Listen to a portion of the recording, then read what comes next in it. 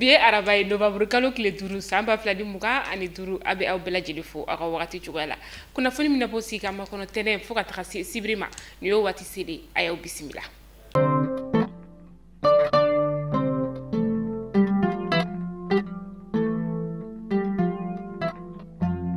Ka kɛ ni tajigo gɛlɛya min bɛ an ka jamana ale kɔnɔna la an bɛ wagati min na i n'a fɔ sisan nɔ bolimafɛn bolilaw olu kɔni fɛnɛ bɔra ka u ka nisɔngoya ani ka o yira kosɛbɛ k'a sababuya kɛ an ka foroba jabaraso ale la bolimafɛn bolila dɔw kɔni olu minɛna k'a sababuya kɛ ko u kɔni sɔrɔla yuruguyurugu tajigo yuruguyurugu kɔni dɔw olu la o kɛra nisɔngoyaba ye bolimafɛn bolilaw olu kɔni bolo ko hali n'o y'a sɔrɔ kɔni yuruguyurugu kɔni o yera bolimafɛn bolila dɔw kɔni na u kun kan ka u ɲɛrɛw kɔni ni ka o kɔni fɛnɛ ka o sutura u bɔra ka u ka damakasi ni ka o kɛ o de siratigɛ la an ka ministre ɲɛma ni o ye général de division Abdoulaye Mayiga ye ale kelen don ni ka wele bila bolimafɛn bolilaw kɔni u ka syndicat ma ni o bɛ bɛn sini alamusa novembre kalo tile 6 san 2025 sɔgɔmada nɛgɛ kanɲɛ 10 o wagati a bɛna kɛ primature yɛrɛ kɔnɔna la.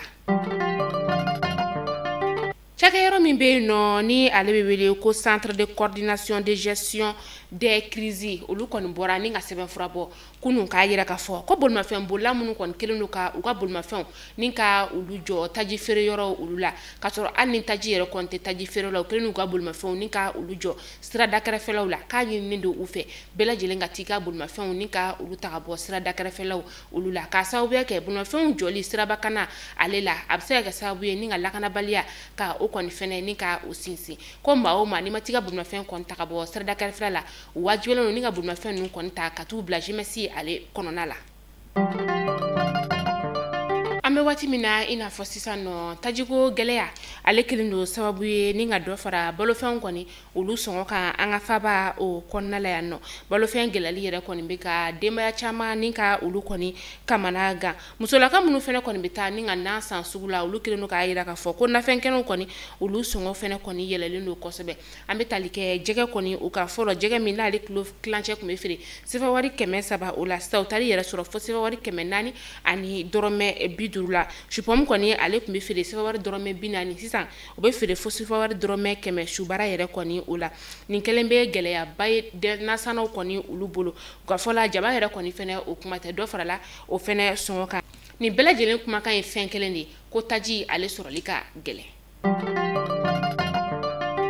An ka fintigilakaw bɛ ka garan da banbagaci wale tigilamaw la ka taa fɛ sanga a n'a ka wagati u daga yɔrɔ min ni ale filɛ nin ye sira kɔrɔ ala ni an ka fintigilakaw ka baara ɲɛdɔn fɛ sanfɛ pankurun ka taa se dugumakɛlɛ kɔni ma u ye nin maa ninnu faralen to ɲɔgɔn kan ka u susu ka dankari u la u ka kɛlɛkɛminɛn caman u ye olu tiɲɛ dɔw yɛrɛ kɔni fɛnɛ bɛ an ka fintigilakaw taara ni olu ye banbagaci wale tigilama dɔw yɛrɛ fɛnɛ u ye tɛgɛ da olu kan.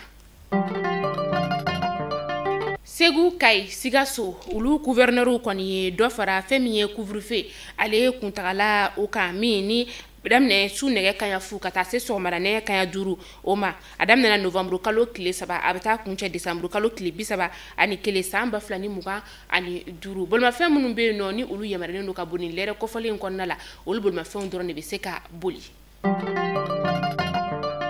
An bɛ taa kulukorokaw olu fɛ nɔ ni wagati in na fɛn min ye balofɛn dɔw kɔni ye dɔ bɔra olu sɔngɔ la ni o ye kaba ka taga se kenige kɔni o ma a kilo bɛ ka feere sefa wari dɔrɔmɛ 40 de la an bɛ wagati min na i n'a fɔ sisan nɔ fɔlɔ a bɛ feere sefa wari dɔrɔmɛ 50 ani dɔrɔmɛ 5 de la a yirala k'a fɔ ko n'i y'a ye ko dɔ kɔni bɔra nin balo ninnu olu sɔngɔ la o y'a ye de ko fɛn min ye balokuraw ye olu bɛ ka bɔ.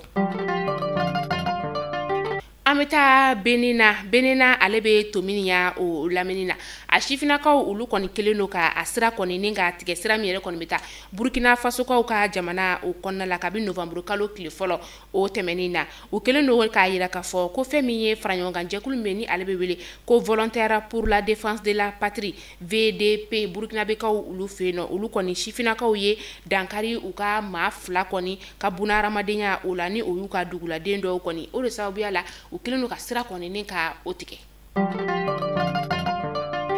Kucalakaw ka wasaden kɔrɔ ni o ye Abdu Aguzɛr Mayiga ye ale labilala a jasobaw olu fɛ a kelen kɔ ni ka san 2 kɔni ka o kɛ u bolo u y'a labila octobre kalo tile 31 kana se novembre kalo tile fɔlɔ ma san 2025 an b'aw ladɔniya k'a fɔ ko nin cɛba in yɛrɛ kɔni jasora kabi avril kalo san 2023 u y'a jaso k'a to kɔkɔkaw ka misiri kɔni o de kɔnɔna la nin wagati in na a b'an ka faba kɔnɔna la nɔ ka se ka a ka kɛnɛyaw ni ka olu jateminɛ an bɛ taa kangabakaw olu fɛ yen novembre kalo tile 4 camion dɔ ale kɔni y'a ka boli kɔni ni ka o laban samaya baji kɔni o la min ni a kɛra sababu yɛrɛ ka bolimafɛn bolila ni ka ale tunu nin wagati in na fɛn min ye dɛmɛbaw ye olu kɔni nana wagati min na sa olu nana ka na ɲininu ni ka olu daminɛ samaya préfet ale kɔni bɔra k'a yira k'a fɔ ko bɛɛ lajɛlen ka i hakili to i yɛrɛ la kɛrɛnkɛrɛnnenya sa i ka lakana an bɛ taa kɔkan kibaru la yɛrɛ an ka kunnafoniya ni ka o datugu an bɛ taa laginɛkaw ka jamana o kɔnɔna la u ka cɛmancɛ fanga jamana ɲɛma ni o ye général Mamadi Dunbiya ye ale kɔni bɔra ni ka a kan bɔ jamana ɲɛma kalafili o nata nɔfɛ min bɛ bɛn décembre kalo tile 28 ma san 2025 natɔ in yɛrɛ kɔni o la kabi ale kɔni kelen ka fanga dafiri ni ka o kɛ san 2021 a kun y'a yira k'a fɔ k'ale kɔni sen tɛna ye jamana ɲɛma kalafili o la min ye tɛnɛn tɛmɛnen ni o bɛnna novembre kalo tile 3 ma a bɔra ka taa ka sɛbɛnfura yɛrɛ kɔni ni ka o bila an bɛ taa Côte d'Ivoirekaw olu fɛ yen nɔ u ka constitutionnel kɔni bɔra ni ka Alassane Dramane Ouattara k'ale ka fangatigiya ni ka o kɔni tiɲɛtigiya ta ko tɛmɛko fɔlɔ kɔni o la ko kɛmɛsara o kɛmɛsara a ye kuru 89 ni murumuru 77 ni ka o de sɔrɔ premier tour la kasegin kana an ka faba ale kɔnɔna la yan nɔ fɛn min ye an ka fonction publique ministre kɔrɔ kɔni ye ni o ye Umara Amadou Diko ye an dabama ka wele sera ale ma novembre kalo tile 4 san 2025 Abidjankaw ka jamana o kɔnɔna la ka sababuya kɛ bana kuntagala surun ye an bɛ dugawu kɛ Ala ka barabara dali nɔgɔya ye Mali kunnafoni jabarani lajɛbaw ni kunnafoni damana dun b'an bolo kɔrɔ bi ni ka da kelenkelenna bɛɛ lajɛlen kulo kan hakili la aw ye faamuyali caman sɔrɔ an ka bi kunnafoniyaw olu la aw k'an bɛɛ sini inshallah kunnafoni kuraw olu kɛnɛ kan